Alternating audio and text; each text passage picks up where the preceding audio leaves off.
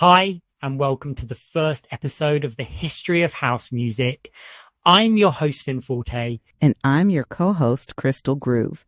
This week, we're going to dive into the history of house music. Finn, tell me where house music came from. House music stems from disco, and then it evolved into so many genres and subgenres like electronic music, pop, hip-hop, and, other styles. The cultural impact is huge, inspiring generations of fans, music, technology. Okay. But what are the real roots? I want to know the nitty gritty. All right, so house music really finds its origins back in the underground clubs of Chicago and New York, in the late 1970s. Club culture was thriving back then. DJs were experimenting with new ways of mixing just to keep people dancing in the dying disco era.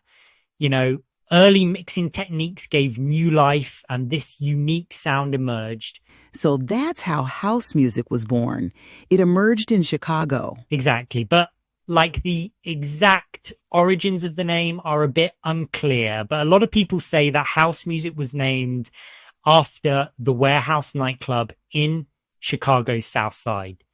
Record stores would attract fans of the emerging sound by labeling dance records as played at the Warehouse, which became shortened to house music. Okay. Wow, that's actually really interesting. So what happened next? Well, house became the first direct descendant of disco, in the early 1980s. It said house was born from the ashes of disco. And I want to say that's after the launch of the anti-disco movement. Anti-disco?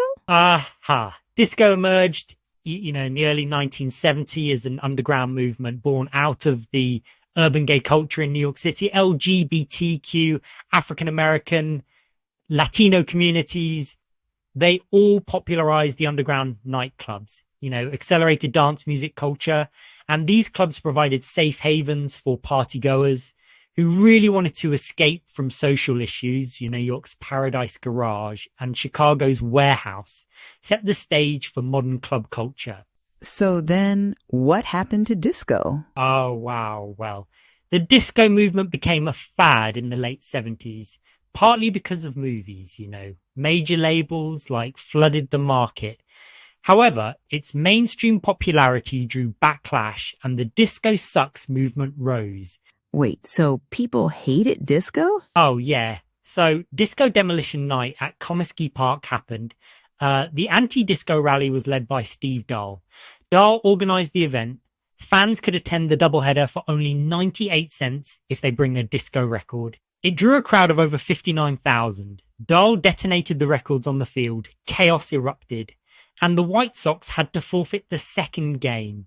Wow. After that, the popularity of disco declined, record sales fell, and DJs had to explore new mixing approaches.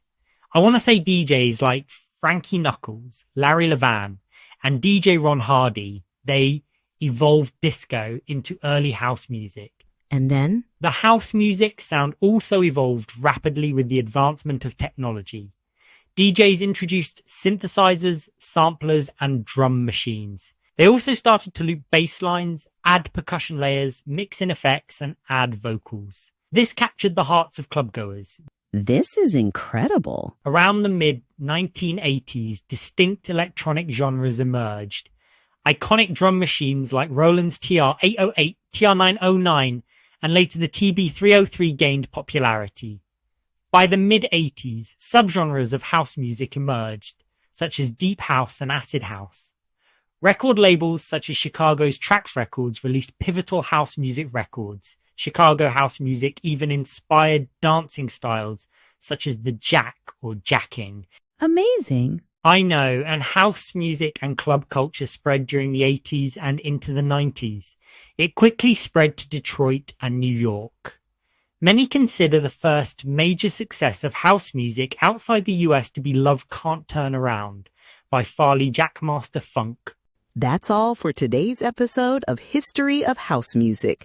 Join us next time.